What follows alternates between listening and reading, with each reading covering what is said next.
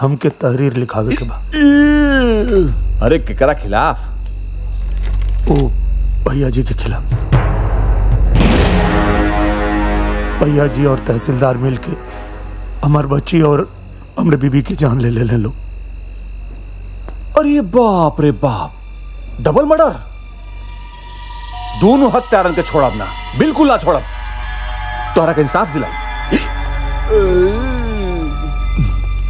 और हाँ, बस इतना ध्यान रखिए, जब तक ये मामला का पूरा जांच नहीं के हो जाता, मीडिया वालन से बच के रहिए, नहीं तो ये सब झूठ मूठ का हो हल्ला करिए सर और हमने का जांच प्रभावित हुई। एक काम कर, आज ही चल के मामला का रफा दफा करवा देता। चल, अरे चला।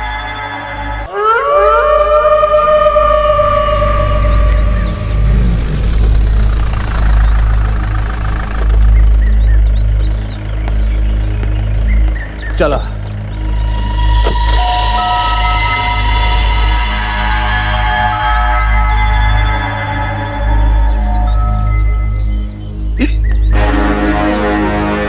अरे महाराज, तू लोग क्या कहला?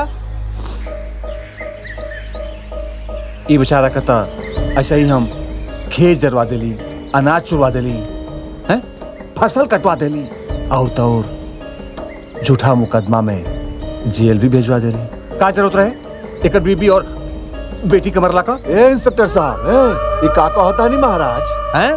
एक बेटी मरल बीमारी से और एक मेहरारू एक सामने ही आत्महत्या कैलक भूख से तंग आके, और झूठा इल्जाम हमारा पर लगा होता नहीं महाराज।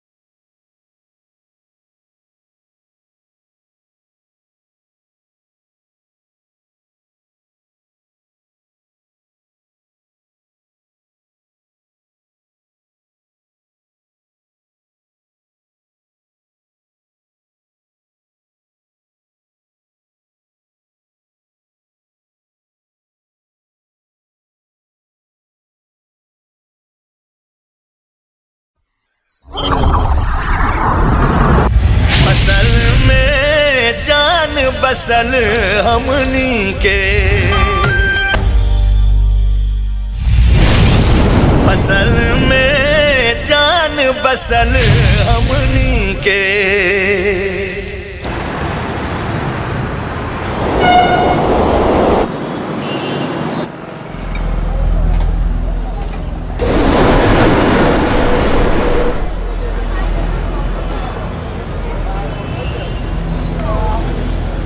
भैया ये पता बता सकेला? ना, हमरा के नहीं के पता।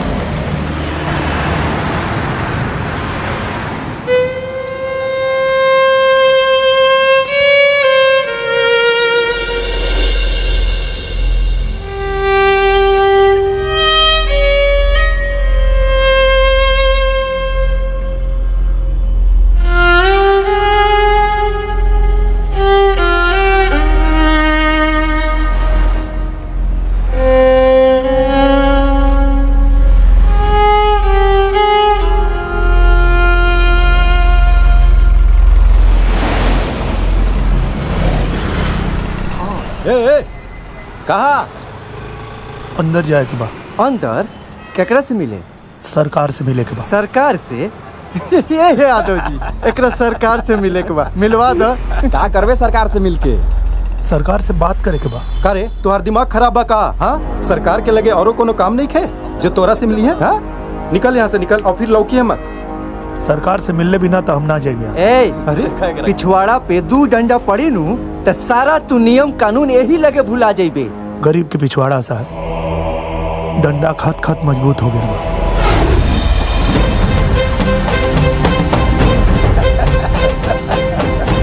ला मैडम तो गईली, मतलब मंत्रालय बंद।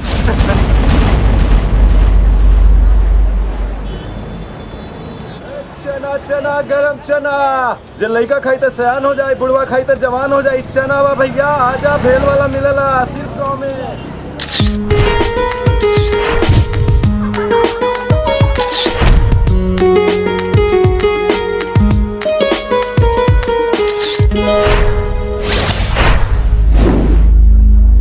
क्या भाई साहब, आपकी चेहरा का एक्सप्रेशन ठीक रहा? तो आंख बंद कर ला, हो गल नहीं ये फोटो खराब। हाँ, स्माइल प्लीज।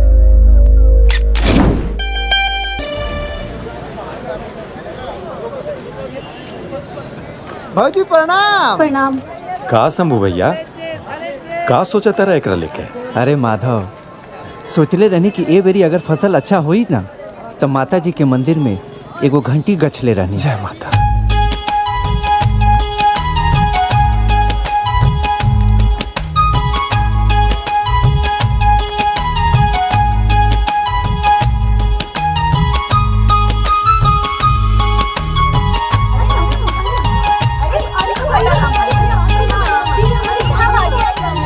काहो राधा, फूल पत्ती गुदवाइबू के तितली? ना दीदी, उ सब हम ना गुदवाई। तब का गुदवाइबू? यहाँ पर फसल बहुत बढ़िया भइल बा हो। सोचो तो नहीं चावल अगर बढ़िया हो जाए ना तो चल देती दर्शन करे वैष्णो के। का कहत रहा? अरे आवा, बैठा लो, बैठा बैठा बैठा। घामे में थका गलो भलो, मोहन सूता ला। मोहन, हाँ आवा तनी जा तारे खेतवा ओरी से घूम के। अच्छा। अरे का कमाल के तोर धान लगल बा भाई आपकी भी। अरे वाह, जौन तू घरेलू खाद के प्रयोग कैले रहला ना, बुझाता एकदम सफल हो गइल बा। का प्रयोग कैले बानी भाई? यूरिया के पैसा रहे ना, जोन जुगाड़ लगल डाल देनी। अरे मर्दवा, अगर हम कृषि मंत्री रहती ना तो के सर्वश्रेष्ठ किसान के उपाधि दिलौती। अरे भैया, हम उपाधि लेके का करब? अरे बस बढ़िया से अपन फसल के दाम लग जाए, बिका जाए, समिति के कर्जा उतरा जाए, साल भर घर परिवार के खाए भर बच जाए, बस उतने बहुत बा। बाकी भैया जी के रहते ई गांव में अनाज के उचित दाम मिलल मुश्किल बा। तो यही से बार हम तो फैसला कर ले बानी, आपन फसल तो बार सीधा मंडी में बेचब हम। तहसीलदार और भैया जैसन करे दी हैं।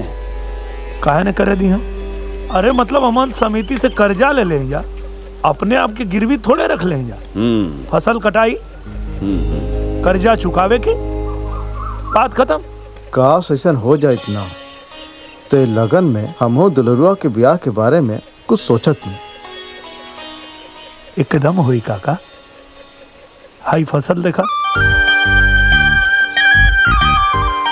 जब भगवान एक बार हमनी के साथ ना इंसाफी नैखन कैले तो और केहू के का मजाल बा कि ना इंसाफी करी।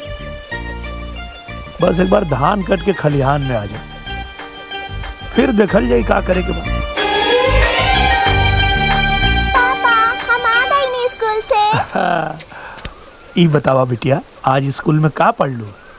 आज हम ई पढ़नी है पापा कि हमार देश 15 अगस्त के आजाद भइल रहे। हाँ बेटा, देश तो 15 अगस्त के आजाद हो गए, पता ना हमनी के कब आजादी मिली। कुछ कहला है पापा? ना बेटा, चला हम तोहरा के माड़ भात खिया देता। काहे माई नहीं खेगा? तोहर माई गइल बाड़ी खेत में बाली लियावे खातिर, घर के सामने लटकावे खातिर। चला हम तो के खिया।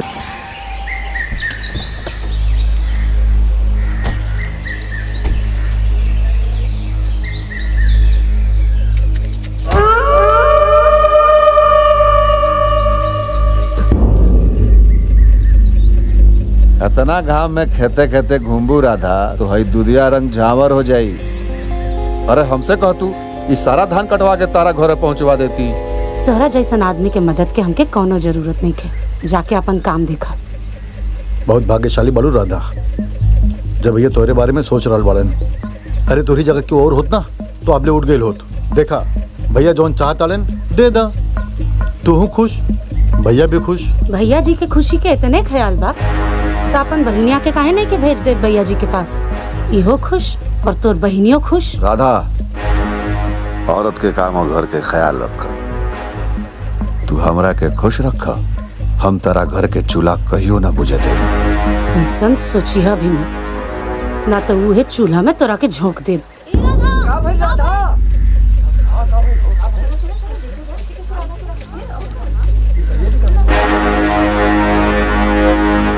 हमेशा ये देखे आईनी हा कि हमरा कर्जा के पैसा से फसल के कितना सिंचले बड़ा लोगिन, कितना तैयार कइले बड़ा लोगिन। हाँ लेकिन देख के मन खुश भइल कि पैदावार ए साल पिछले साल से भी दुगुना भइल बा। एक काम करा लोगिन, जितना जल्दी हो सके एकरा काट के हमरा दुआरी पहुंचा दा लोगिन। अब की फसल तोरा गोदाम में ना जाए भैया जी। अब की फसल हमने सीधा मंडी में बेचो। समझ गई नी?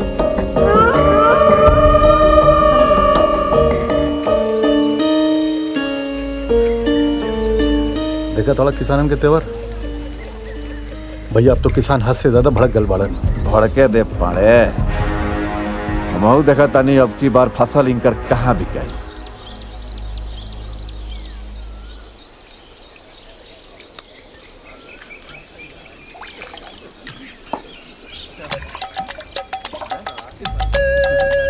ये बात वही ना बात में दम हो गई। हो दखल धरिया क्या करता हो? चला देखल जाओ। चलो देखो चलो।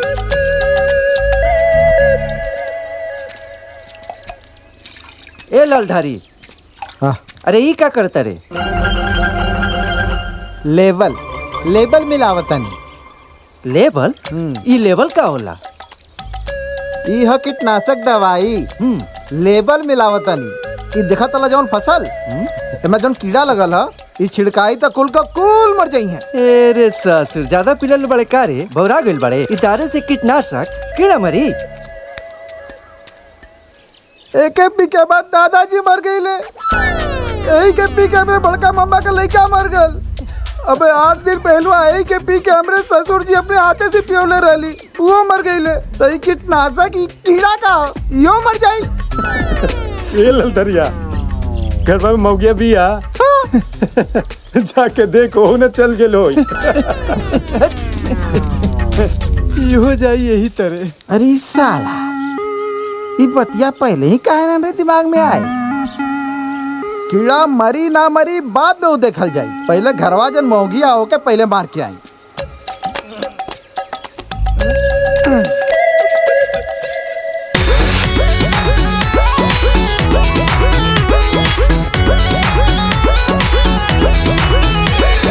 तोहरा तो सूझे शरारत हो, मन कहे नहीं खुद तुम्हारत हो। एक नींद हमरा के सूते दा, देहिया में बाटे हरारत हो।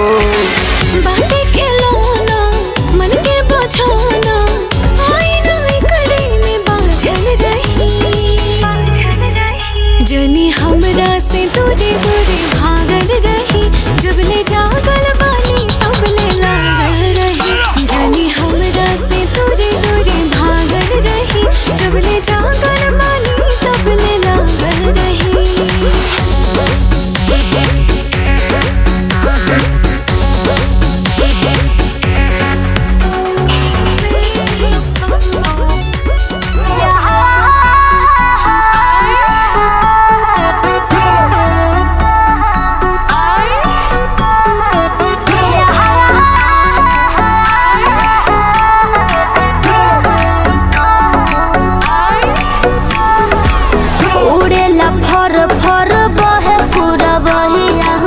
चश्मा पहिरी जब ले ले मड़ैया हो,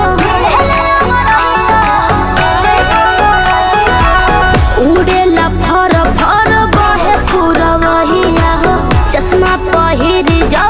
देले अंगड़ैया हो दिलवा में गोली दाग है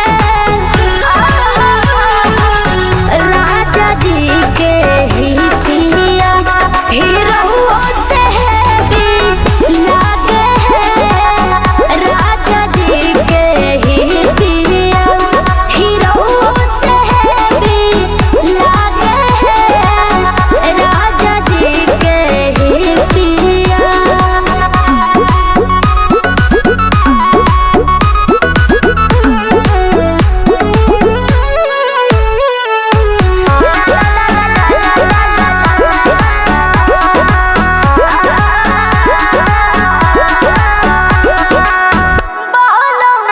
पाके ऐसन भातार हम तर गइनी उनका एही यादा पे मर गइनी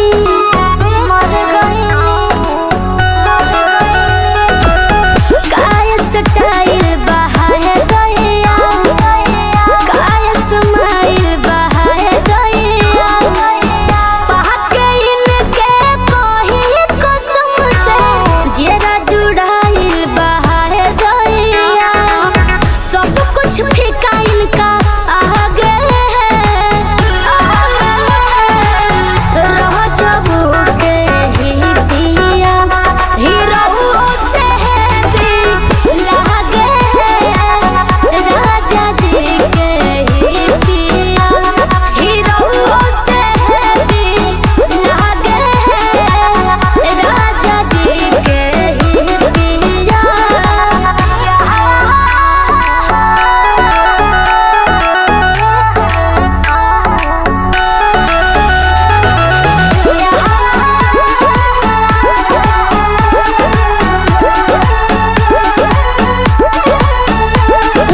निमन पोज मारेले जाके भोरे भोरे कहीं से झारेले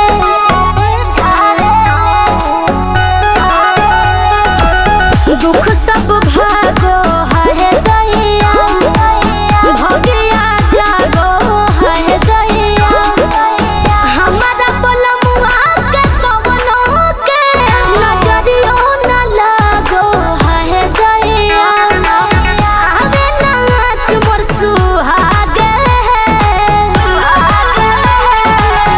रह जबू के ही पिया हीरो से भी लागे है राजा जी के ही पिया हीरो से भी लागे है राजा जी के ही पिया रह जबू के ही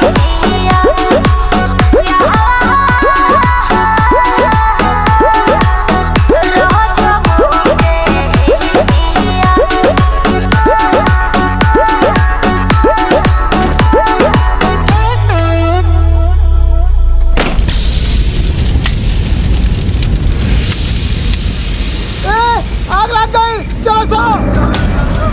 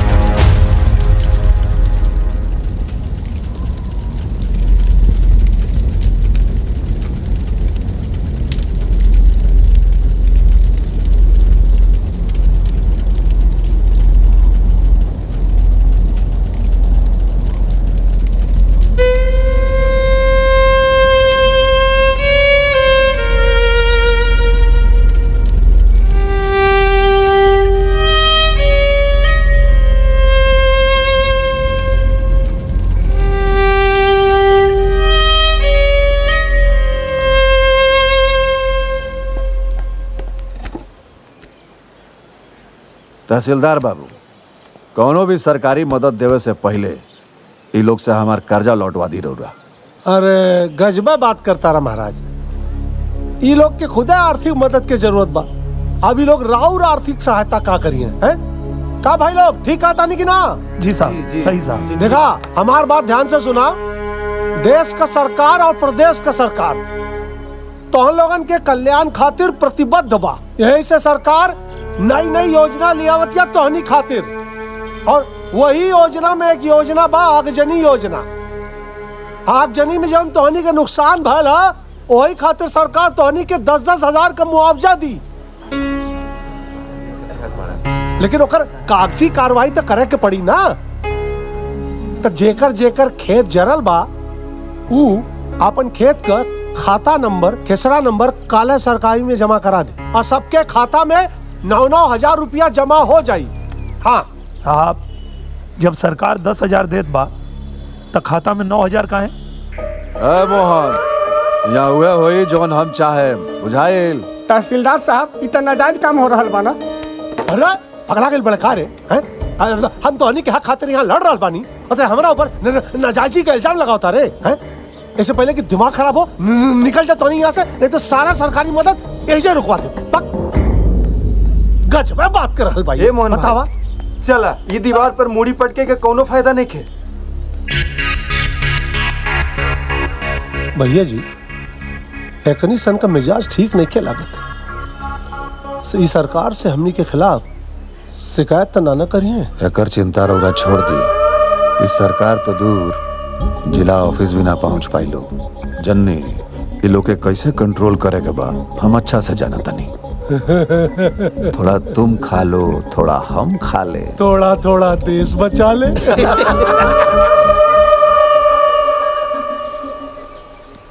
अच्छा राधा, हम जाता नहीं खेत में। का करब जाके, जब हमनी के किस्मते जरल बा। भागल, हमने के उम्मीद जरल बा, किस्मत ना। और तू देखिया, धरती के सीना चीर के हम फिर से अनूप जाई, अपना खून पसीना से सनल खाद डालब, और जोन धरती आज राख उगल रहल बिया, काल फिर सोना उगली। हेला जा। ठीक बाबूजी, हम जाता नहीं। ठीक बा बेटा, ध्यान से जाइया। हाँ। हम क्या आप पर पूरा भरोसा बा,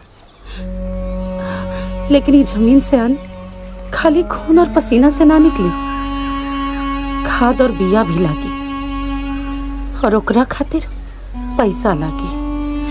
कहाँ से आई पैसा? जब पेट देले बा ना, भरे के भी इंतजाम करी।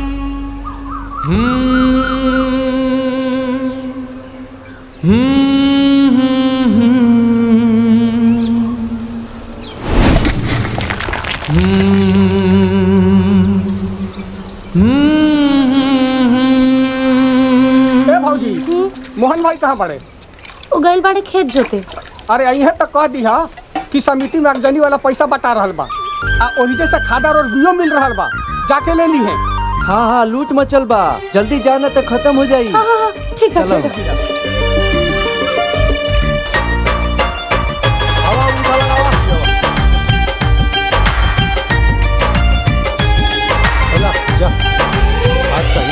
का नाम बारे?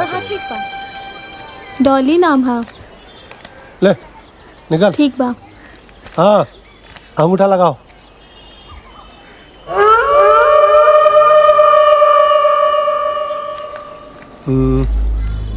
हाँ, आइला।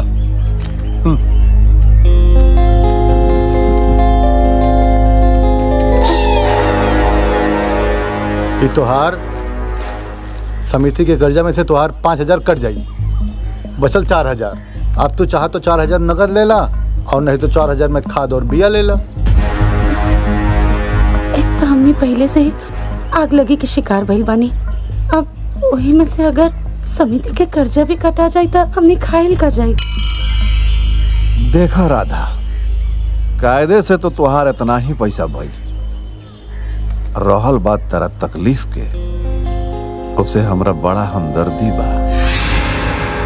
अरे तू महल में रहे वाला हऊ, कहाँ वो भिखारी के संगे तू दिन गुजार रहल बाड़ू।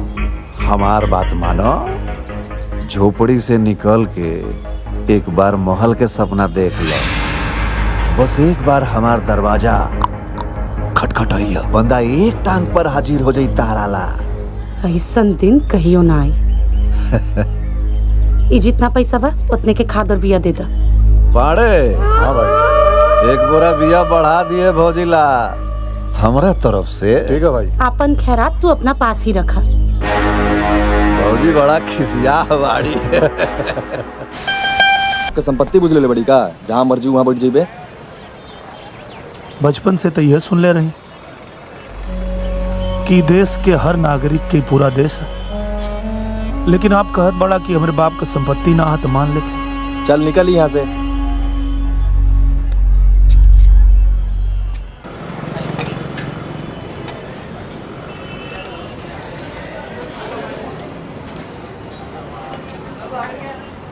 का भैया खैबा का? कैसे थाली बा खाना? 90। दाल चावल रोटी सब्जी कुल है। का चाहिए? बैठा। आवत है।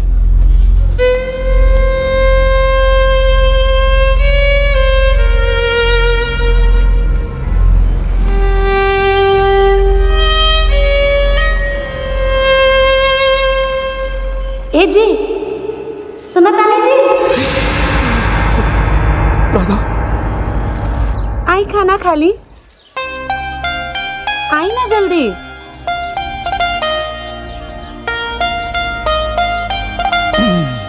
का हो? ना मन बुतू। का भइला? अच्छा, तो के नहीं क्या पता? यह साड़ी मिलल है पहन के खेत में आवे खातिर। आज कौन दिन है? ई रवा के याद नहीं खे? आज ललिया के जन्मदिन है का? ललिया के जन्म बैसाख में भइल रहे।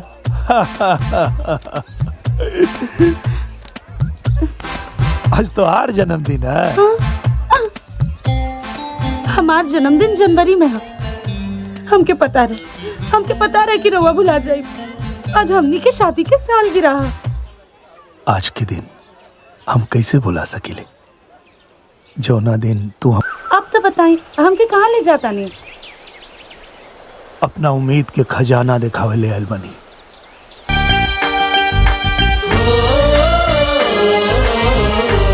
सही कहता नहीं, हमने किसान लोग खातिर ऐसे बड़ खजाना कुछ हो ये नहीं कह सकत।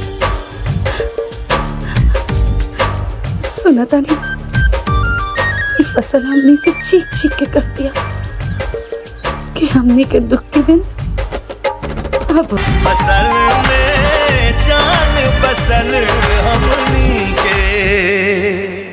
पाकी गईले खेतवा लटकी गईली बलिया खनकिरे गईली ना, खनकिरे गईली ना। गोरी के खेत खेत चूड़िया खनकिरे गईली ना, गोरी के खेत खेत चूड़िया खनकिरे गईली ना। गोरी के खेत खेत चूड़िया खनकिरे गईले ना। नाना पापा हम कुछ ना देखे।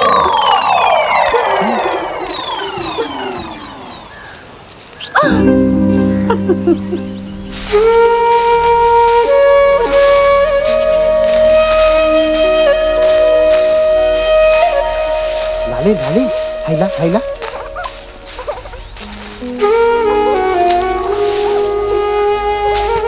वाह रे मोहन भाई जियो, गजब धान के ढेर लगल बा। अब की बार भी एरिया में तहरा धान के जोड़ा नहीं थे। अरे अगर हम सरकार में रहती ना तो तोके कृषि विश्वविद्यालय का कुलपति बनवा देती। अरे काका, हमारे घर परिवार के पेट भर जाए और कुछ और लोगन के पेट तक अन्न पहुंच जाए, बस इतने हमरे खातिर बहुत बा।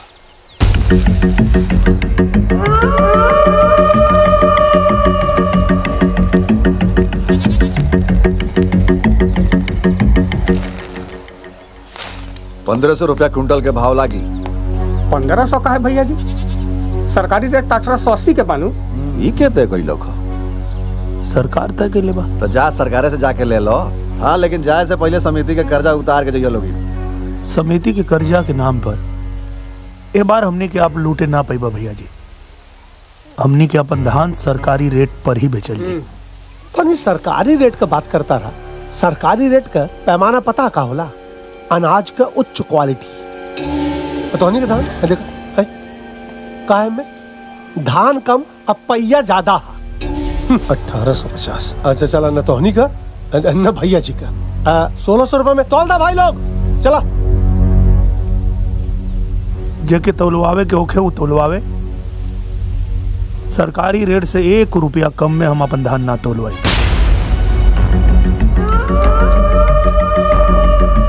हम का कहता नहीं ये वो तो बाद में देखल जाई। अभी तो कुल जिदिया गई वाले का कल जाए।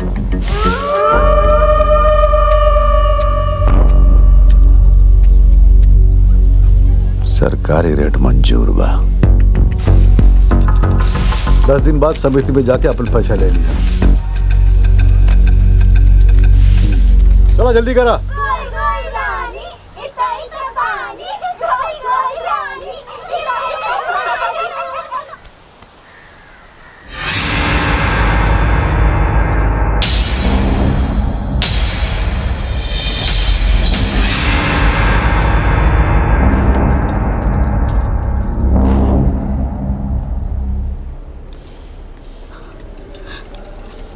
का कर लें डॉक्टर साहब? घबराए के कोनो बात नहीं है। चला सब ठीक बा। सही सब ठीक बना? हाँ चला चलो लाली घरे चला।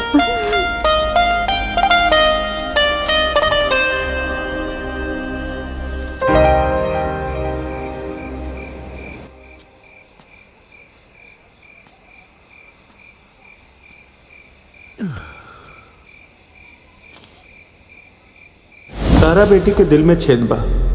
तोहरा पास बस एगो उपाय बाचल बा, ओपन हार्ट सर्जरी। और 15 दिन के अंदर अगर इलाज ना भइल तो कुछ भी हो सकेला।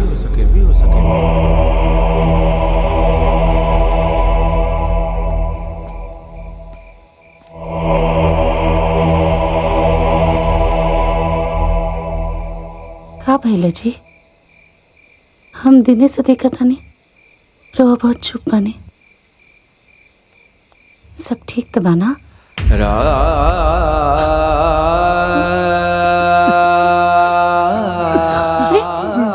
रोज कहीं बने का भाई?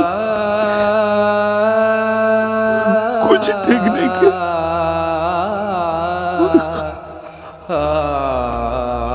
हमार बेटी बहुत तकलीफ में बा। काहे का भाई ले लिया के? हाँ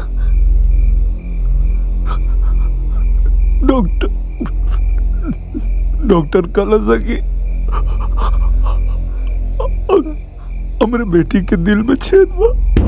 हाँ? और अगर 15 दिन के अंदर ऑपरेशन ना भइल तो कुछ भी अनर्थ हो सकेला।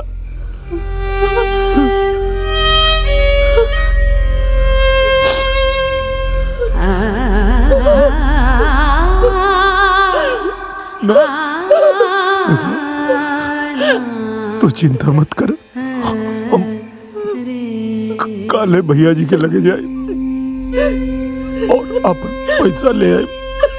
और अगर जरूरत पड़ी तो हम अपन सब कुछ भेज दे। अपना बेटी के कुछ ना होके दे। लाली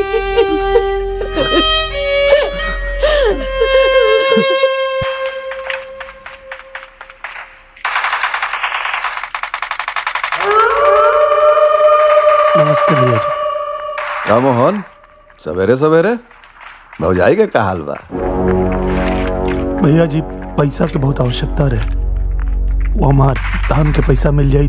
हाँ, धान तहार देखो सरकार खातिर खरीदाइल बा। जब वहां से पैसा आई तो तहरा मिल जाई। लेकिन कब तक आई भैया?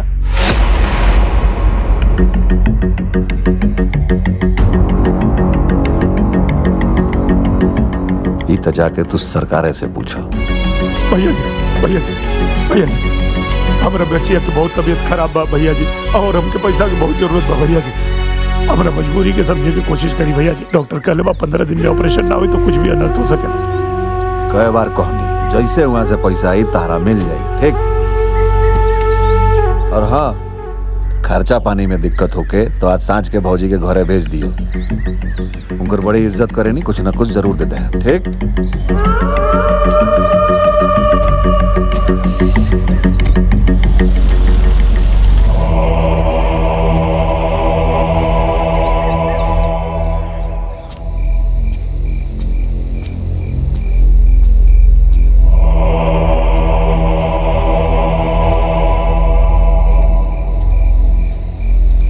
का भइल जी? पैसा मिलल? ना,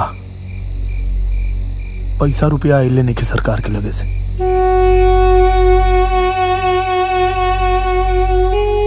रउआ चिंता मत करी, जेकर केहू ना होला ओकर रक्षा खुद भगवान करेले।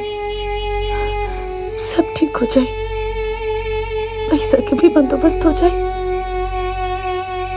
और हमार लाली एकदम से बढ़िया हो जाए। जब हमने आज लेके होके कुछ ना बिगड़नी तो भगवान हमने के भी बिगड़े ना दिए, सब ठीक हो जाए।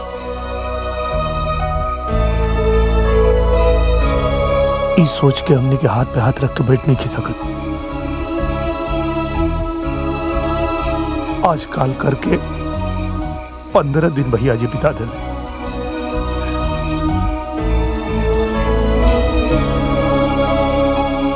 हम फैसला कर ले बानी, अगर कल भी हमके पैसा ना देले तो हम अपन जमीन बेच दे।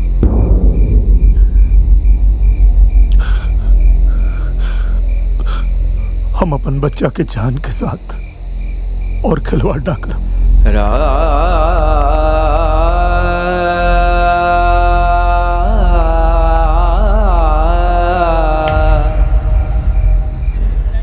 भैया जी 50 गो किसानन का पासबुक बा और सबके खाता में किसान निधि के तहत 2,000 आ गइल बा। अब रहुआ बताई का करे के है? करे के का बा? 500 के हिसाब से 50 खाता के भइल 25,000। हई पकड़ो, हई पासबुक तू हमरा के दे दो, हम काले पैसा निकलवा लेम सारा। भैया जी ज्यादा ना होता, ई गड़बड़ घोटाला का खबर सरकार के लग गई तब के बताई? तू बताइबो? ये गांव वाला के इतना हिम्मत नहीं खे कि सरकार तक अपन आवाज पहुंचा पावे। नमस्ते भैया जी। कर्जा चुकावे आइल बड़ा का समिति के? ना भैया जी, कर्जा कहाँ से चुकाए? घर में राशन ना रहे, घर में वो छोट बच्ची बा, 1,000-2,000 कर्जा और मिल जाए तब हम अपना घर में राशन भरवा लेते। ये कोऑपरेटिव हो, कोनो धर्म खाता ना कि मुंह उठे नहीं चल नहीं। आवे से पहले इतना तो सोच लो कि चाहिए जब तक पिछला कर्जा चुकता ना हुई तब तक एक पैसा ना मिली तोहरा। हाँ, अगर भौजी अहन मांगे तो 2-4 किलो चाउर बनवा दे कराला। खर्चा मांगता नहीं भैया जी, भीख ना। इज्जत अमीर के होखे या गरीब के, इज्जत इज्जत होखेला। गलती से भी कबो हमारा राधा के ऊपर बुरी नजर मत डलिया, ना तो जमींदार और किसान के बीच के अंतर भुलाए में हमके टाइम ना लगे।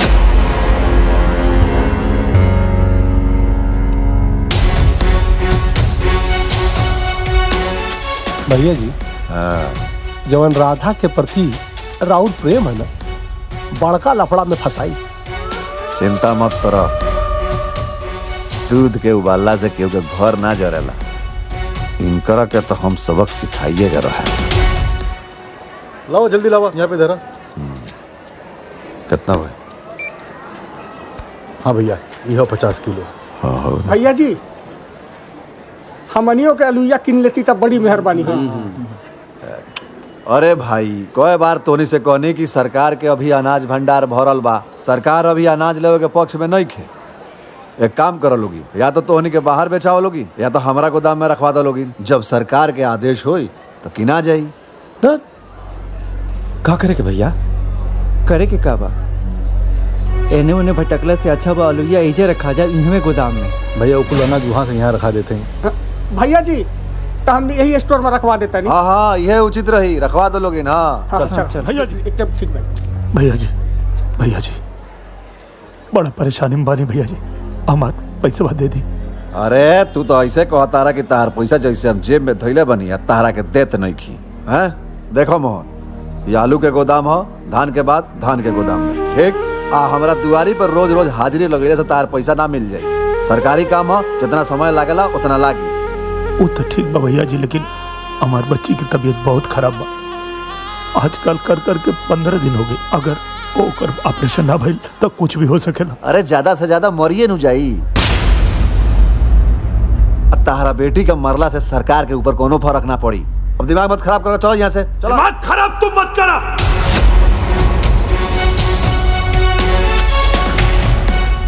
याद रखिया, अगर हमारा बच्ची के कुछ हो गई तो हमारा पूरा गोदाम में आग लगा दे, फूंक दम सब। नहीं तो गोदाम फूके के कहता।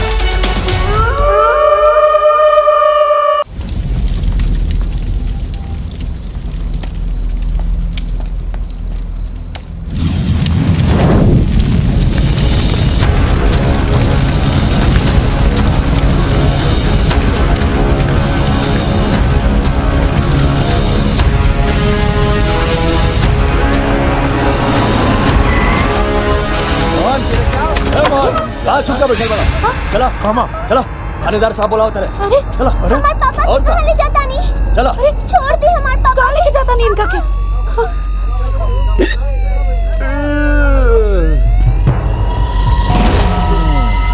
का भइला? थाना, ओकरा बाद सीधे जेल में। हमार कसूर कबा? कसूर तो बेटा जब पुलिस का डंडा पिछवाड़े पड़ी ना, सब याद आ जाई। काहे जरोले रे? भैया जी के गोदाम? कैसन गोदाम? हम कोनो गोदाम नहीं खींचे रहे। बोलो झूठ, ते बोलो झूठ। तोनी के सामने काले नु कहत रहे कि गोदाम में आग लगा दे, कहत रहे नु। हां अब बताओ, सब तो झूठ बोलता, बोला ना। जा मोहन, तू अपने बारे में तो ना, हमनी के बारे में सोच ले होता। माधव भैया, अरे हम नहीं खींचे रहे गोदाम, ये लोग साजिश करता। अब तू ही बतावा, साल भर हमनी के परिवार का खाई? ले जाइए करा के, जल्दी ले जाइए करा के। पूरा समाज का अपराधी बा। लाली चला। लाली लाली लाली उठो। राधा लाली हाँ भाई, अब क्या खोला? काले रानी ना 15 दिन के अंदर एक ऑपरेशन हो जाए के चाहिए। अब तक भगवान ही मालिक है तोरे बेटी के जान के। ऐसा मत कही डॉक्टर साहब, अगर हमारे बेटी के कुछ हो जाए तो हम तो जीते जी मर जाए। ओकरा के बचा ली, भगवान का दिल बचा ली। ठीक बा, हम अपना तरफ से पूरा कोशिश करब। कल भोरे 5 बजे तक लाख रुपए का व्यवस्था करके काउंटर पर जमा करवा दी है। और 7 बजे हम इनकर ऑपरेशन का तैयारी करब, समझ गए लू? ठीक बा? ठीक बा।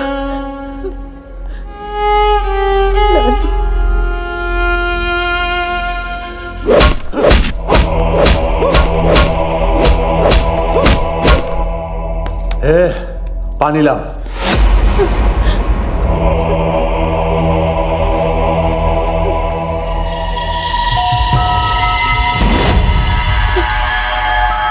हमारा बेटी की हालत बहुत खराब पता होगा साहब। जेल से ना निकलिए तो हम अपना बेटी का इलाज ना करा पाए। इनके निकाल दी। देशद्रोही है तोर मरद। जवानन देश के लोगन के थाली में जाके चाहिए, वही के जरा देलस। देशद्रोह का मुकदमा समझता होगा? देशद्रोह।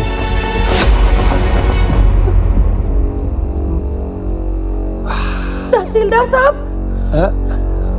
कह रहे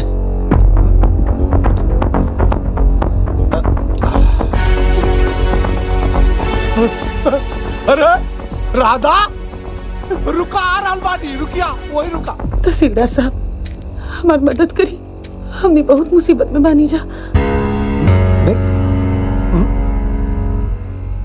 हम तो से कहनी हम तो कौनो सहायता ना कर पाई। हमारे हाथ में रहत तो सहायता जरूर करती पगली। हाँ अगर तू भैया जी के द्वारे जाके खटखटाओ तो नीमन रही। देखी ये इंसान का लगावल कराड़ा ऐसे ना उतरी।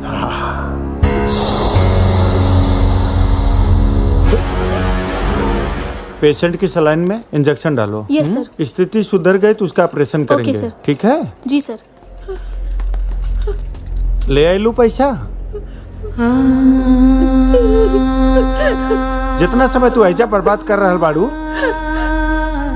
उतना समय अगर पैसा का व्यवस्था करे में लगाए हो तू तो बेहतर हो। हमारी बेटी तुम्हार बेटी हमारे इलाज में सुरक्षित भी है। जा जाके पैसा का व्यवस्था कर।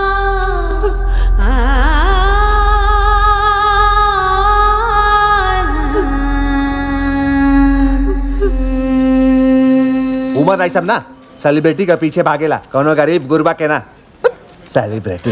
हमारी बेटी बचा ली दरोगा साहब बचा ली। ई कोनो मंदिर ना है कि परिक्रमा लगाइबू अब भगवान आके तोहर सहायता कर दिया। हमारी बेटी अस्पताल में बड़ी और पति यहाँ जेल में। अगर दोनों में से केहू के कुछ भी हो जाए ना तो हम जी ना पाए।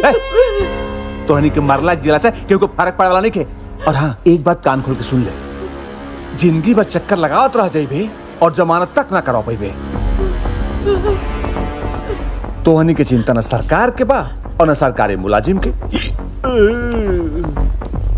हाँ एक उपाय बा भैया जी,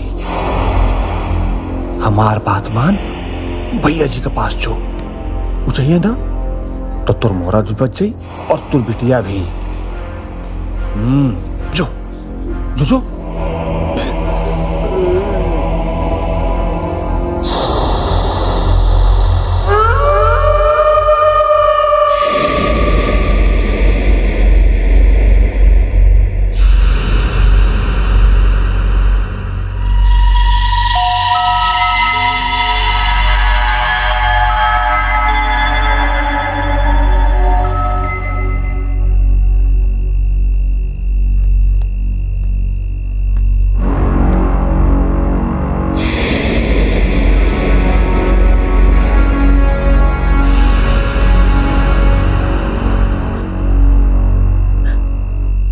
पति के छोड़ा दी।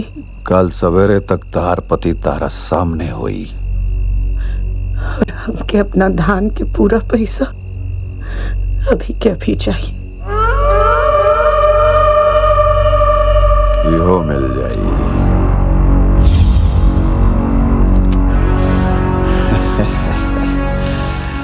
तूफान के आगे तिनका ज्यादा देर ना ठहर पावेला।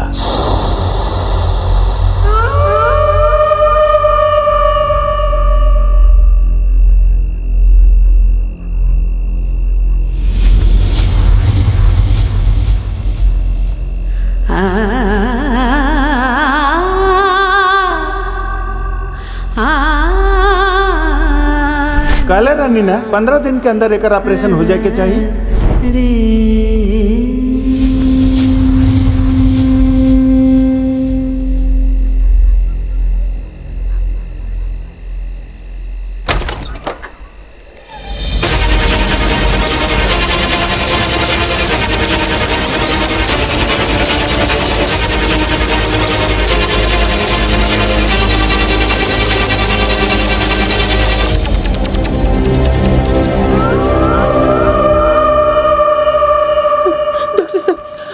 पैसा अभी पैसा के जरूरत नहीं खे, देर कह देलू।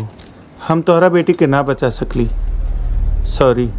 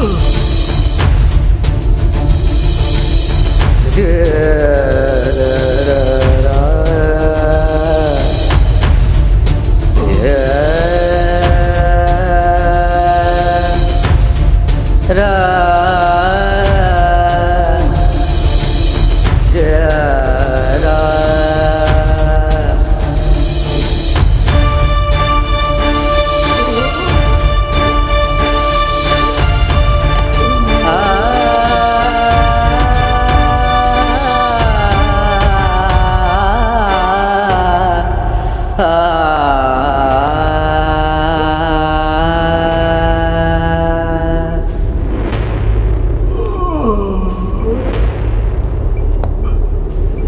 के तो जान हो, बाबू के तो जिए के आधार।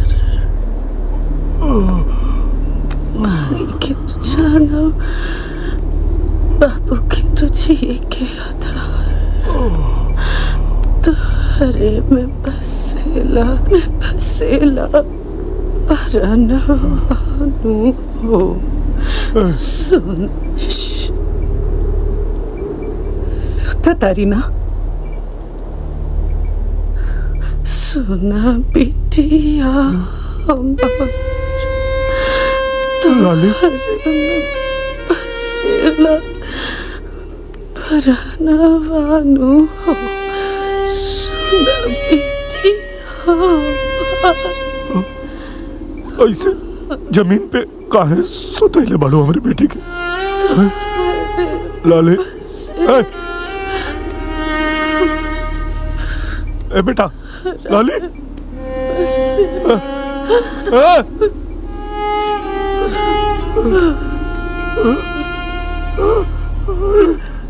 कब लेके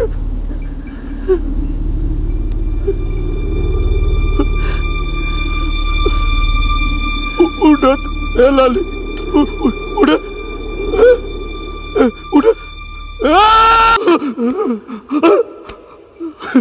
एक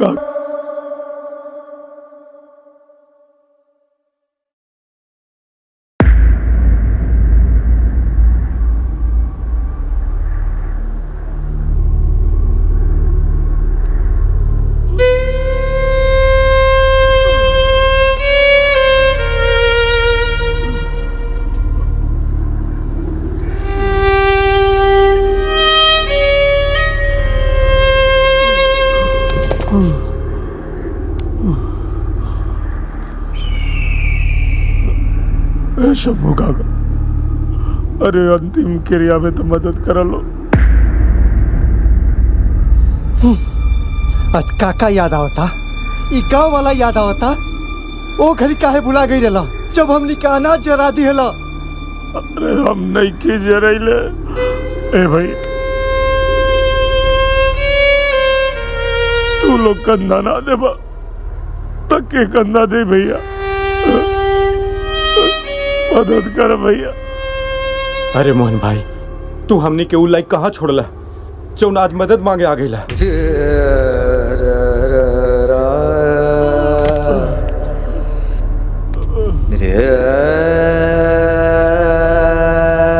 हम कहनी है इधर से सब लोग चली।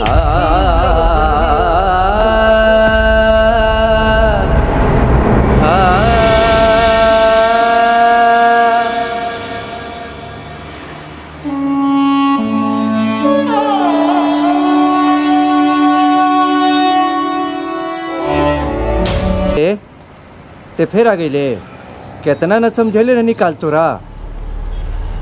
यहाँ हमनी की बात सुनने वाला क्यों ना बैठे लगा? बैठेला ना ऊपर वाला, ओही जे जाके आपन तू दुखड़ा सुनैया। काहे से कि सरकार तोहनी जैसन आदमी के पंचायत सुने बैठ गई तो हो गई देश के कल्याण है। चला निकला यहाँ से, साहब लोगन के आवे के समय हो गई बात। चला निकला निकला निकला। अरे यहाँ कहाँ बैठ गए रे? इधर बैठ गए। जबले सरकार से हम मिलब ना तबले यहाँ से जाइब ना। अरे जब गरीब सुना, गाड़ी रोका गाड़ी रोका। तू लोग मिले नहीं खदे। अरे मैडम मैडम मैडम जी मैडम के हो नहीं मैडम, ई कोनो पागल बुझाता, कहता कि सरकार से मिले आयल बानी। इनकर पास बनवा के ऑफिस में भेज दो। जी मैडम। चला जो गेट पे खड़ा हो जो। उठ। ए देख तोर काम हो गइल बा, निकाल 500 रुपया। पास बनवाओ के पैसा लगेला। ए ज्यादा सवाल जवाब ना, 500 रुपया होके तो निकाल, ना तो निकाल यहाँ से।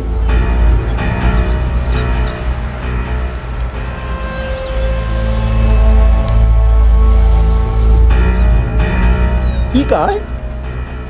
सरकार से मिलायल बड़ा कि मछली किने 150 रुपया लेके आए। जब 500 रुपया हो तब दोबारा आ जाए। चल निकल यहाँ से। चल। अरे निकल, चल निकल। पागल।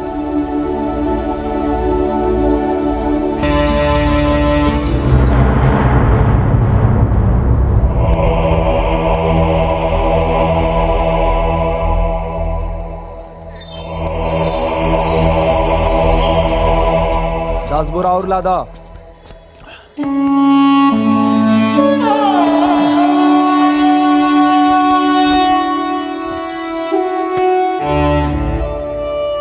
इतना बोझा क्या उठा लोगे? भैया अपने जीवन में एकरा से भारी बोझा उठा के आयल बानी हम।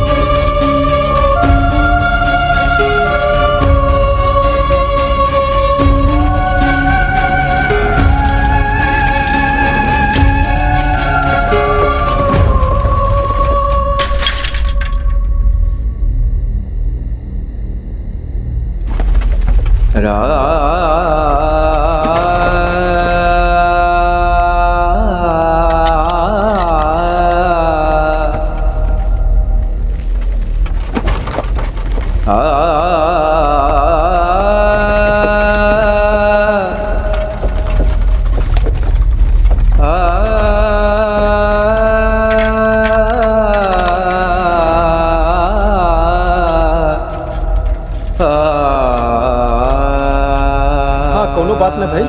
का पैसा लेके आ गिला लावा दा। अरे चुरा के दमर थे।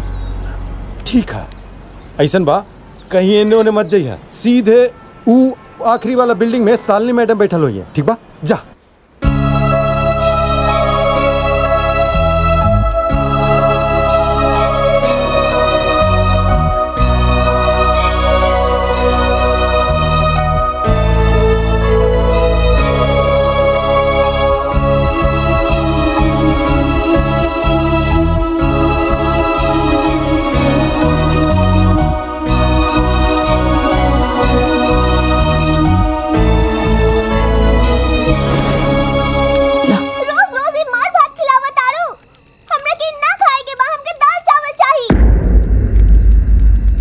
मिले मियाँ के मार ना और बिरयानी के फरमाइश। हाँ चुपचाप खो ना तो पीठ पर ऐसा मुक्का मारब ना कि पेट में जौन पानी बा वो उलट देबू। समझ में आई? तू मारा चाहे मुआवा हम ना खाए त ना खाए। लाली ए लाली आई हम लाली। काहे बच्चा पे किसी आता?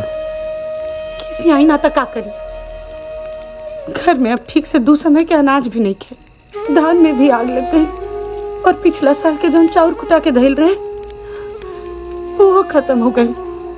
कहाँ से खियाई एकरा के रोज रोज दाल भात। अरे तो हम तो समझ सकीले ना, हमने की हालत बच्चा की का समझ में आई। रुका हम पुला के लिया होते।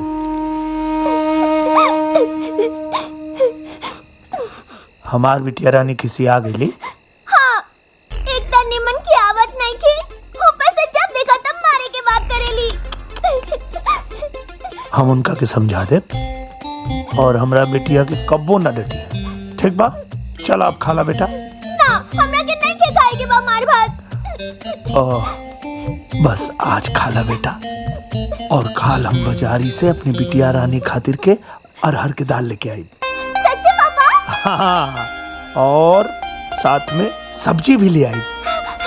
हाँ। चला चला चला खाला। आवा, चला चला चला चला चला चला चला बैठा।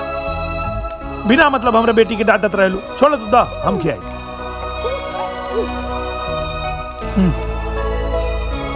ला बेटा। और काल तो एकदम बढ़िया दाल ले आई और सब्जी भी, और हाँ चोखा भी बनैया। सच्चे पापा?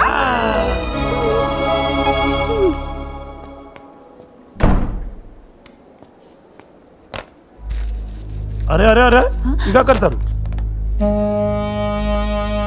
इका करता रू। फेंक रहे हैं। जो नन के दाना कचरा के डब्बा में फेंका तारू, वही अनाज के दाना बिना बहुत लोग भूखे पेट सुतेला। अनाज के अगर कदर नहीं खे, कम से कम वो किसान के कदर करला जे अपन खून पसीना बहा के ये अनाज के उपजावेला।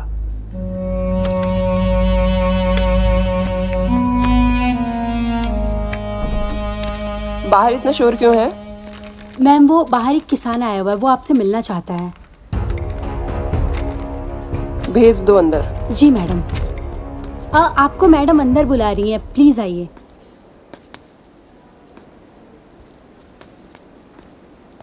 सुनो, ये फॉर्म 5 नंबर कैबिन में देकर आओ। राउर परेशानी?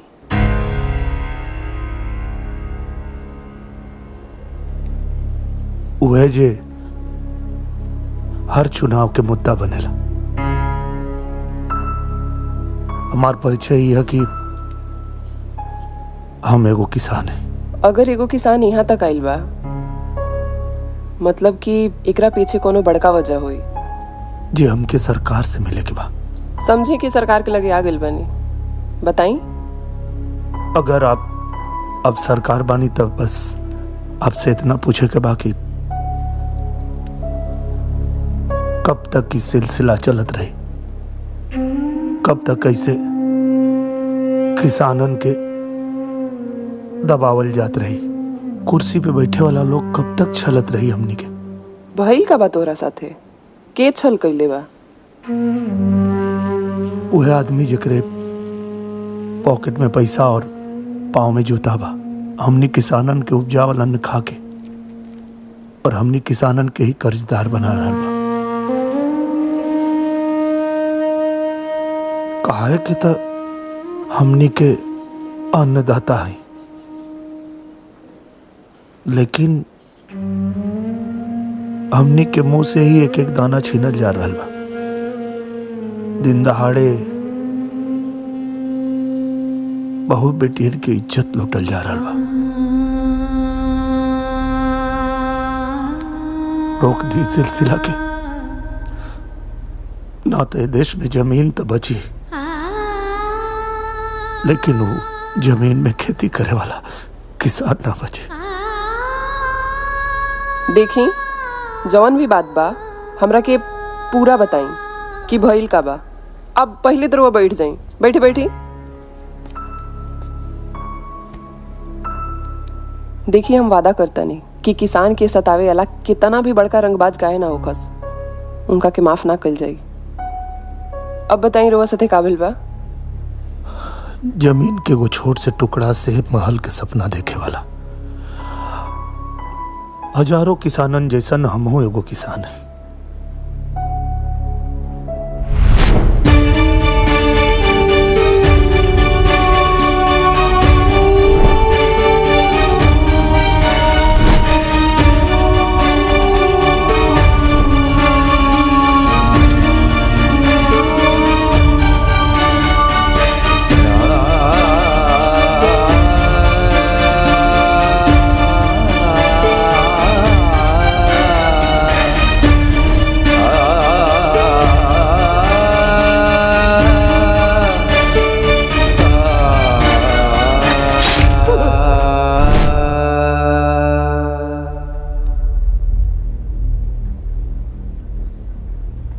इतना सब कुछ हो गल रहा साथे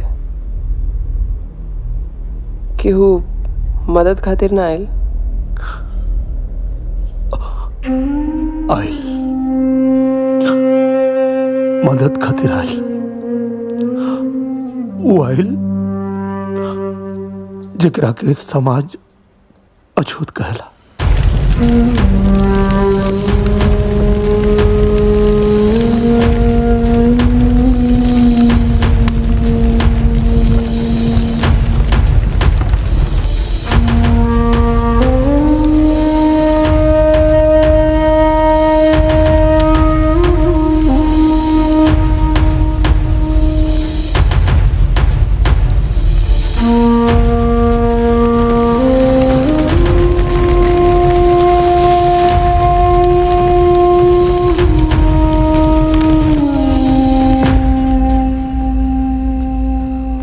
साहब हमके तहरीर लिखावे के बा।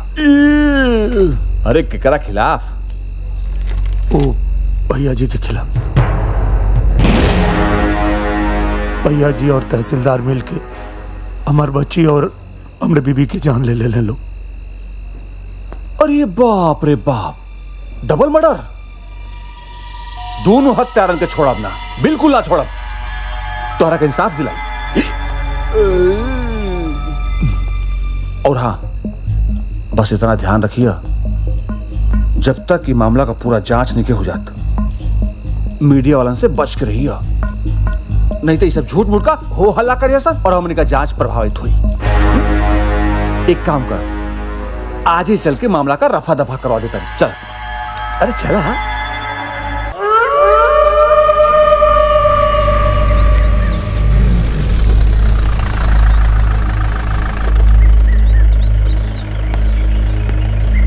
चला।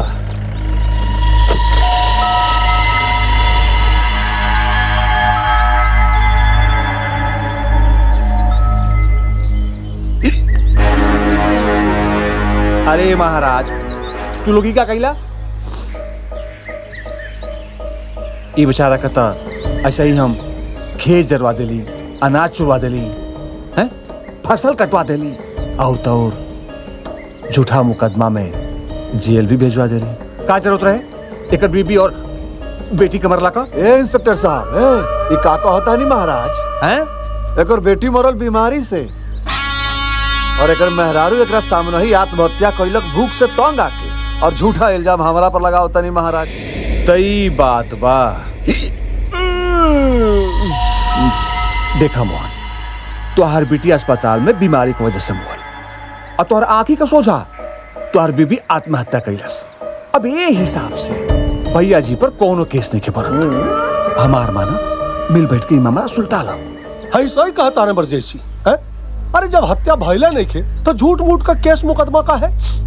देखा, हम कौनो ऐसा रास्ता निकालता नहीं कि तोहरो काम हो जाए और हल्ला भी ना होगा। हे भैया जी, बेचारा बात रहुआ गाँव का, एकरा के परेशान भी रहुआ कैले बानी है, तो कुछ ले दे के मामला खत्म कर दी। गरीब आदमी बेचारा कहाँ कहाँ भटकी है। एकरा के तो 1 रुपया देवे का मन नहीं है। हाँ, लेकिन एकर मेहरारू जात जात आत्मा के तृप्त कर देलक, ओकरा नाम पर 20,000 दे सकता नहीं बस। हाँ। अरे मतलब बिलाई मार लेले बानी का और ना तक।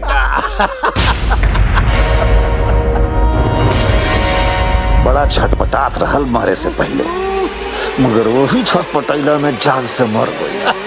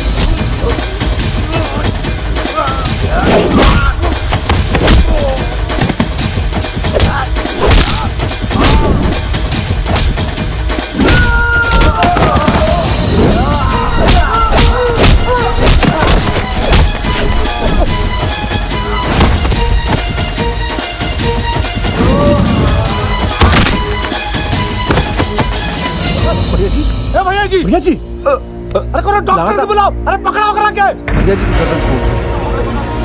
पकड़ा करा के छोड़ यहाँ बस सारे के भैया जी उठाओ भैया जी उठाओ।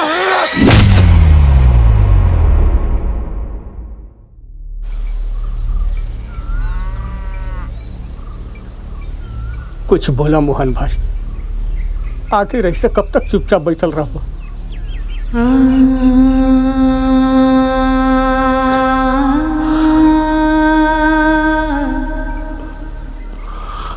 का बोली किशन भाई,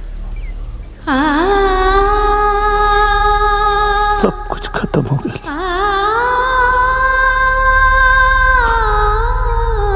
लाली और राधा के बिना जियल मुश्किल बा।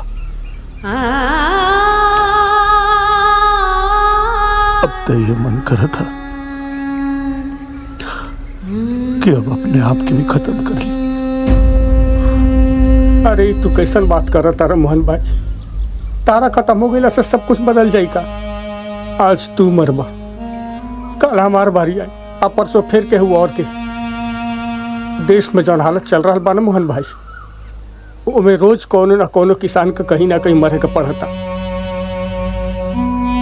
तू कुछ ऐसा करा कि हमने किसानन के दुख दर्द सरकार तक पहुंच जाए।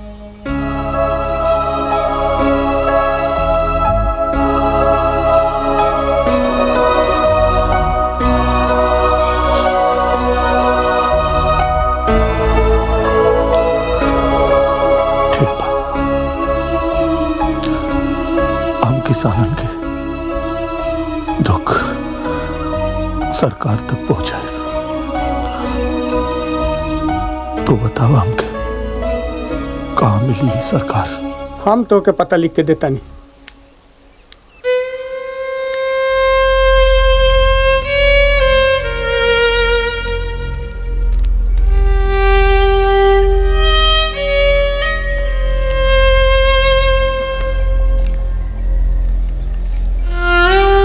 मोहन तू खाली हाथ शहर कैसे जेबा? रुका,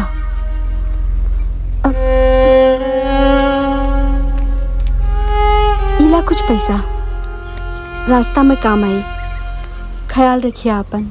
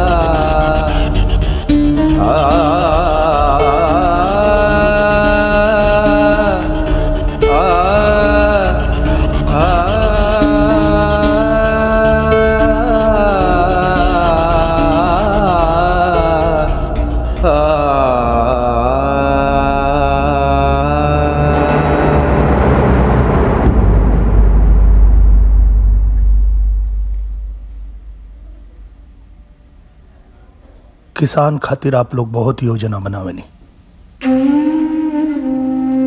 लेकिन वो योजना किसान तक पहुंचे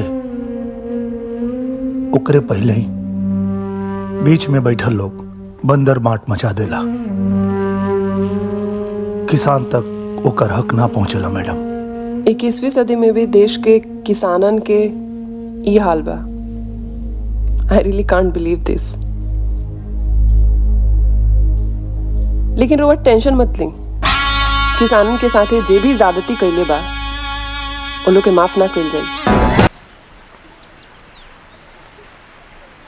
का सोचता रहा मोहन?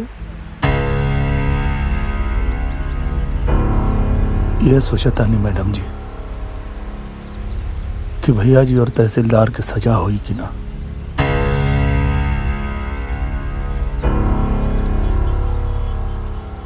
समय जरूर लगी, लेकिन ये तस्वीर बदली जरूर।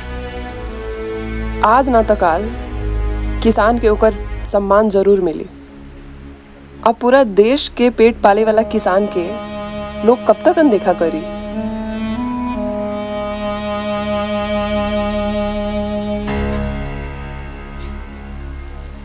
ठीक बा।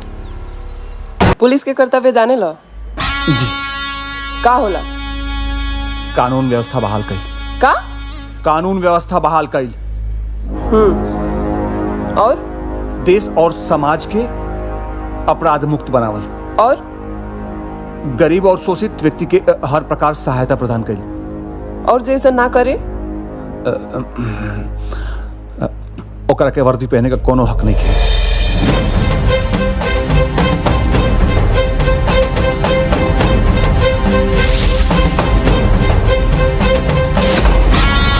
अरेस्ट हिम।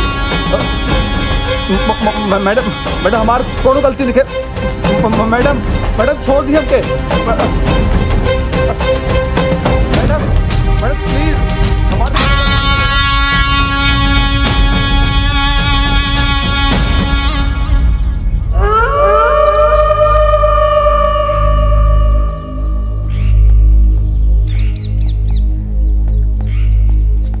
इली भैया जी।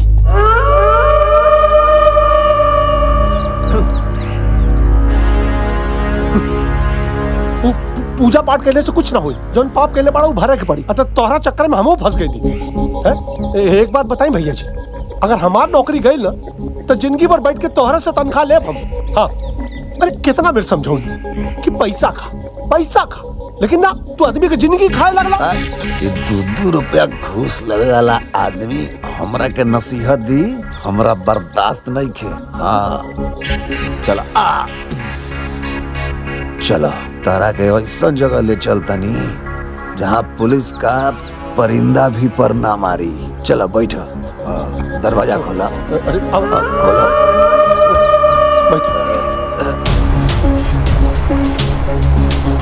रहुआ संभाल ली, नहीं तो मामला कुछ गड़बड़ा जाए और हमारी बीवी बच्चा भूखों मरे लगी है।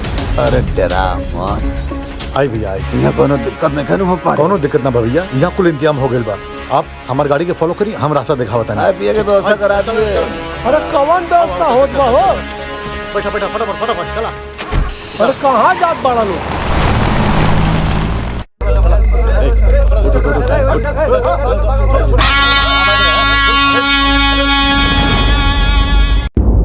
अरे चुप न रहता। Order order order order. अदालत की कार्यवाही शुरू की जाए। यस माय लॉर्ड। सर, कटघरे में जो हमारे क्लाइंट्स खड़े हैं उनके खिलाफ ना तो पुलिस वालों के पास कोई ठोस आरोप है और ना ही किसी तरह का उनके खिलाफ थाने में कोई एफआईआर दर्ज है। फिर भी सीएमओ और डीएम साहब के आदेश के अनुसार इनको गिरफ्तार किया गया है, जो एक बदले की भावना से प्रेरित कार्रवाई है। इसलिए अगर उच्च पदों पर बैठे हुए लोग इस तरह से बेगुनाह लोगों को अगर ऐसे परेशान करेंगे या उनके ऊपर जुल्म ढाएंगे तो कानून पर से लोगों का भरोसा उठ जाएगा। इसलिए अदालत से मेरी दरख्वास्त है कि योर ऑनर मेरे क्लाइंट्स को बाइज्जत बरी किया जाए।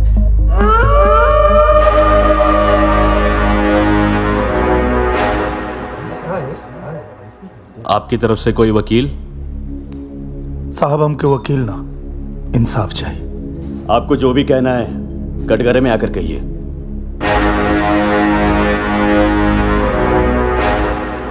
गीता पर हाथ रखकर कसम खाइए, जो भी कहेंगे सच कहेंगे, सच के सिवाय कुछ नहीं कहेंगे। जो कहेंगे सच कहेंगे, सच के सिवा कुछ नहीं कहेंगे।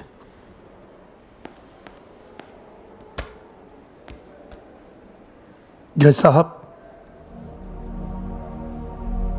हर साल कागज में रेट बढ़ जाला धान के, फिर काहे जज साहब, काहे इलाज के बिना मर जाले कोनो बेटी किसान के? सरकार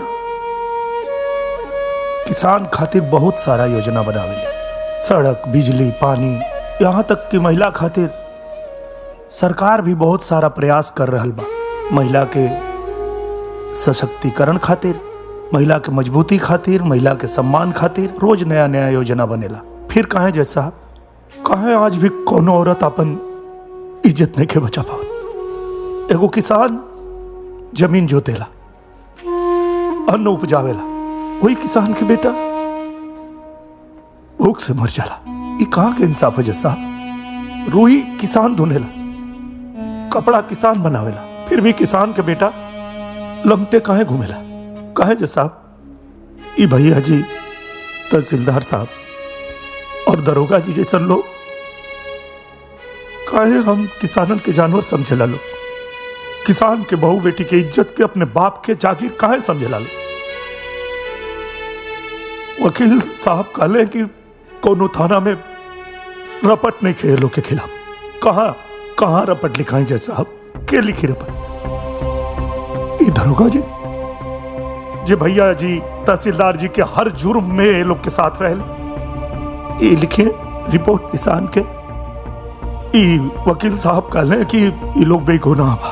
तब इनके से पूछी कि का कसूर रहे हमार बेटी के, जौन समय से पहले काल के गाल में समा गई वो हमार बेटी के का कसूर रहे? अगर ये भैया जी हमारे धान के पैसा समय से दे देले रहते तो हो सकेला हमार बेटी बचत चाहे ना बचत, लेकिन आज हमके ये बात के दुख ना रहत जज साहब कि हम अपने बच्ची के इलाज ना कर पाए। अगर ये भैया जी हमरे धर्म पत्नी के साथ जबरदस्ती ना केले रहते, चाहे तू आत्महत्या ना केले रहते जज साहब, यहाँ राजधानी में बैठ के योजना बना देले से किसान के कल्याण ना हो जैसा। वो किसान के घरे जाके, उनके बीच जाके ये भी पता करे कि योजना के लाभ किसान तक पहुंचत बाकी ना। काहे कि जब तक भैया जी, तहसीलदार साहब और ऐसा दरोगा लोग गांव में बैठल बा, किसान के भला ना होई। जज साहब, आज आपसे, आप सबसे, पूरे दुनिया से हम विनती करना चाहते हैं, मत करो लो मजबूर। किसान के किसानी छोड़े पे मजबूर मत करो लोग। ना तो अगर किसान किसानी छोड़ देला तो अन्न के बिना मर जीवा लो। जौन हमारे साथ भाई वो हम सब कुछ आपके बता देले बने। अभी लोग बेगुनाह बा या गुनहगार बा, आप फैसला करिए जैसा। वादी और प्रतिवादी दोनों पक्षों को सुनने के बाद यह अदालत इस नतीजे पर पहुंची है कि भैया जी तहसीलदार और दरोगा ब्रजेश सिंह मोहन के अपराधी और देशद्रोही हैं। उन्होंने किसानों का हक मारा है, बल्कि सरकारी धन का गबन करने के साथ साथ मोहन और उसके परिवार को मानसिक प्रताड़ित भी किया है। इसलिए यह अदालत इस केस की नए सिरे से जांच करने का आदेश देती है। जब तक इस केस का फैसला नहीं हो जाता तब तक इन्हें जेल में। बहुत बहुत बधाई हो मोहन। वो हार कैसे सकता है, वो हार कैसे सकता है। एक्सक्यूज मी, चेक डिपॉजिट करना था। चेक डिपॉजिट के लिए उस काउंटर पे जाइए मैम। Thank you. अब मोहन तू बैठ जा, हम करवा के होता नहीं। Excuse me, yes madam, cheque deposit करना है। ये फॉर्म फिलअप कर दीजिए।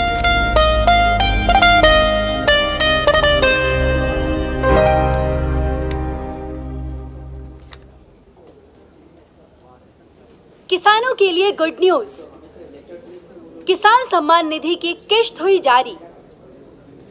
जल्दी चेक करें अपने बैंक अकाउंट्स।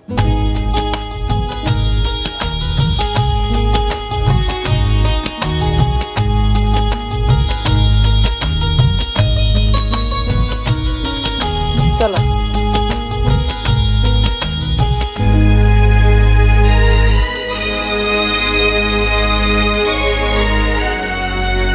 ये आपका टोकन।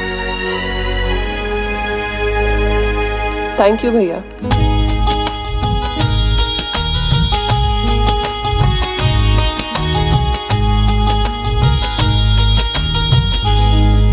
गृह मंत्रालय के एक रिपोर्ट के मुताबिक देश में हर साल होने वाले आत्महत्या में लगभग 12% किसान आत्महत्या के मामले होते हैं।